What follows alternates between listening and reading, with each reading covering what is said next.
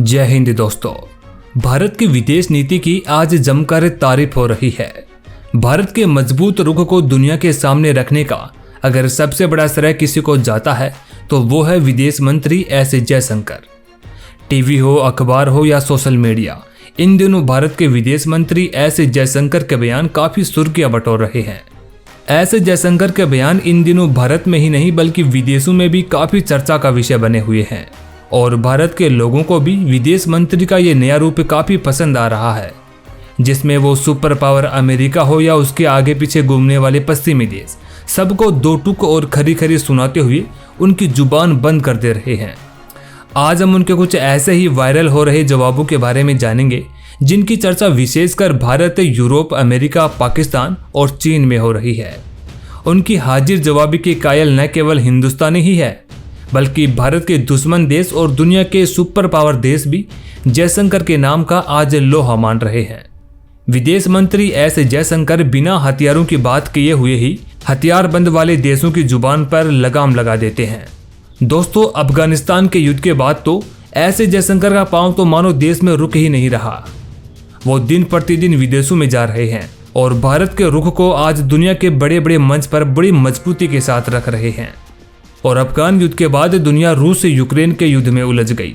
इस युद्ध के बाद से ही भारत के विदेश मंत्री लगातार भारत के पड़ोसी देशों में, या फिर चाहे भारत का कोई दूर का दोस्त देश हो, या चाहे वो भारत से कमजोर हो, या चाहे भारत से ताकतवर देश हो, जहां पर भारत को यह लगता है कि दुनिया को साधा और संभाला जा सकता है और मतलब परस्त देशों को जमकर धोया जा सकता है, वहीं पर ऐसे जयशंकर पहुंच जाते हैं। तो चलिए सबसे पहले तो उनके उस जवाब की चर्चा करते हैं जो हाल ही में उन्होंने अमेरिका में दिया है। अप्रैल महीने में एस जयशंकर और रक्षा मंत्री राजनाथ सिंह अमेरिका में 2+2 बैठक के लिए गए हुए थे। इस बैठक में दोनों देशों के विदेश और रक्षा मंत्री शामिल होते हैं। भारत और अमेरिका के बीच 2+2 की यह चौथी वार्षिक बैठक थी। यह बैठक तब हो रही थी जब यूक्रेन पर रूस के हमले का दूसरा महीना चल रहा था।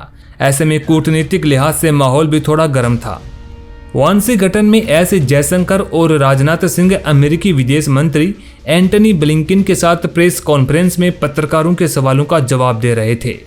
वहां पर एक पत्रकार उनसे रूस से भारत के तेल खरीदने पर सवाल पूछ लेता है और अमेरिका की ओर से वैसे भी लगातार ये दबाव बनाया जा रहा था कि हम रूस के साथ व्यापार करना बंद कर दें। तो ऐसे तनावपूर्ण माहौल में भी एस जयशंकर जवाब देते हुए उस पत्रकार को कहते हैं कि आप भारत के तेल खरीदने से परेशान हो रहे हैं, लेकिन यूरोप तो जितना तेल एक दोपहर तक खरीद लेता है उतना तो भारत एक महीने में भी नहीं खरीदता है। इसलिए आप अपनी चिंता भारत के लिए छोड़िए और यूरोप पर ध्यान दीजिए। दोस्तों, एस जयशंकर के इस जवाब ने भारत समेत दुनिया भर के मीडिया में सुर्खियां बटोरी थी। और दोस्तों, ये पहली बार हुआ था जब किसी भारतीय विदेश मंत्री ने अमेरिका को उसी की धरती पर आईना दिखाया हो।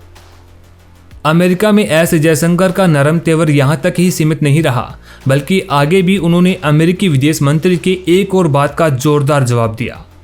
इसी संयुक्त प्रेस कॉन्फ्रेंस के दौरान अमेरिकी विदेश मंत्री ने कहा कि अमेरिका भारत में मानवाधिकारों के उल्लंघन पर नजर रख रहा है। ब्लिंकन ने यह भी कहा कि हम मानवाधिकार पर अपने भारतीय साझेदारों से नियमित तौर पर बात करते रहते हैं।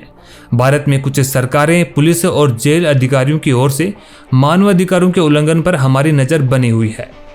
दोस्तों, जब वो ऐसा कह रहे थे उस समय एस जयशंकर वहीं पर मौजूद थे, लेकिन उस समय जयशंकर ने इस बात पर कोई भी कमेंट नहीं किया। लेकिन इसके बाद जब अमेरिका में भारतीय मीडिया ने उनसे सवाल किए तो इस बात पर जयशंकर ने अमेरिका के विदेश मंत्री को सीधे दो टूक जवाब दे दिया।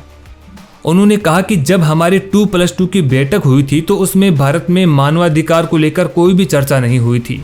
लोग हमारे बारे में अपना विचार रखने का हक रखते हैं, लेकिन उसी तरह हमें भी उनके बारे में अपना विचार रखने का पूरा हक है। हमें उन हितों के अलावा लॉबियों और वोट बैंक पर भी बोलने का अधिकार है जो इन बातों को ज़्यादा हवा देते हैं। आगे वो कहते हैं कि अब इस मामले में हम चुप नहीं बैठेंगे। दूसरों के मानवाधिकारों को लेकर भी हमारी भी कुछ राय बनती है, और खासकर जब उनका संबंध हमारे समुदाय से जुड़ा हुआ होता हो। यानी कि जिस तरह से अमेरिका भारत में मानवाधिकारों को लेकर अपनी राय रखता है, ठीक उसी तरह से भारत भी अमेरिका में मानवाधिकारों के उल्लंघन को लेकर अपना विचार रखता है। जयशंकर की इस टिप्पणी को काफी सख्त माना गया तो भारत में इस बयान की खूब प्रशंसा भी हुई।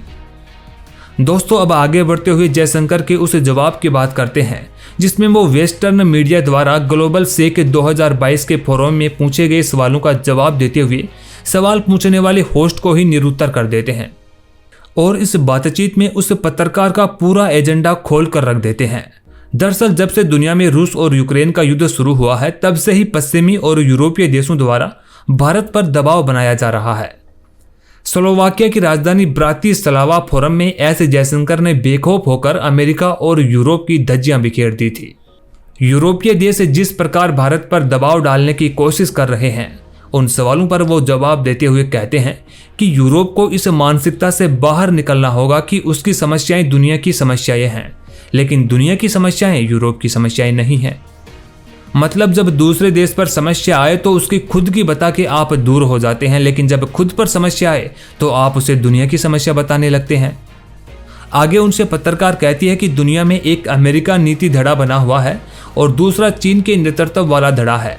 भारत कौन से धड़े में शामिल होगा?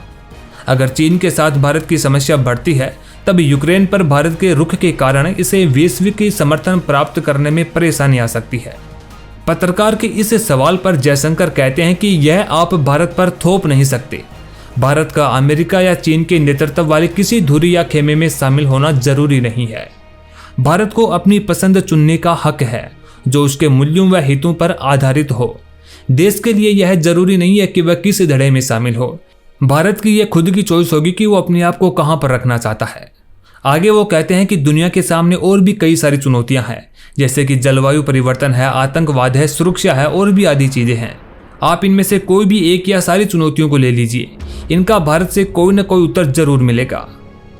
आज बहुत सारी चीजें ऐसी हैं जो यूरोप के बाहर घटित हो रही हैं और बहुत सारे लोग मदद के लिए हमारी ओर देखते हैं।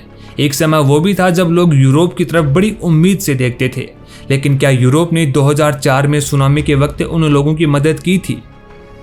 चलिए आगे बढ़ते हुए बात करते हैं एस जयशंकर के ऐसे ही एक और तेज तर्रार जवाब की जो उन्होंने अक्टूबर 2019 में दिया था।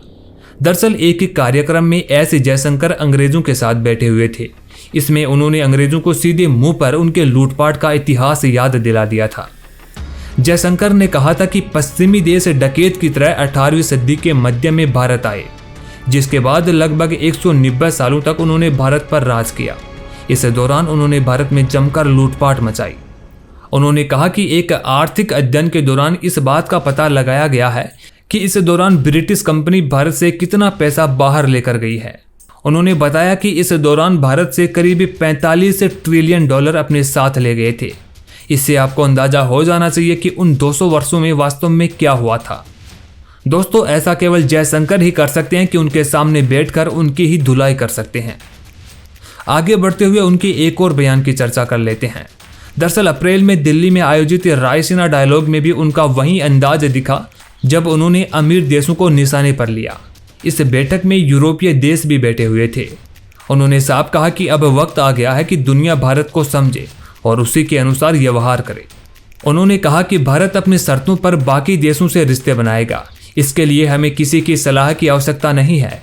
हमें दुनिया को खुश रखने के लिए ये जानने की आवश्यकता नहीं है कि वो कौन है, बल्कि दुनिया को अब ये जानना पड़ेगा कि हम कौन हैं।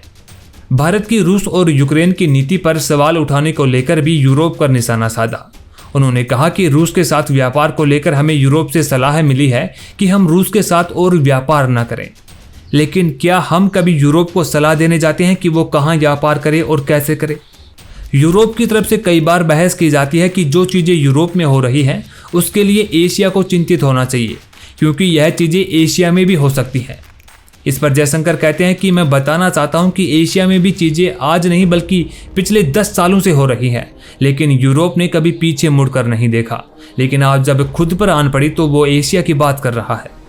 दोस्तों फिलहाल भारत के विदेश मंत्री के जिन बयानों का शोर जमाने में हो रहा है उससे भारत का दुश्मन देश चीन भी भारत की विदेश नीति की तारीफों में कसीदे गढ़ रहा है।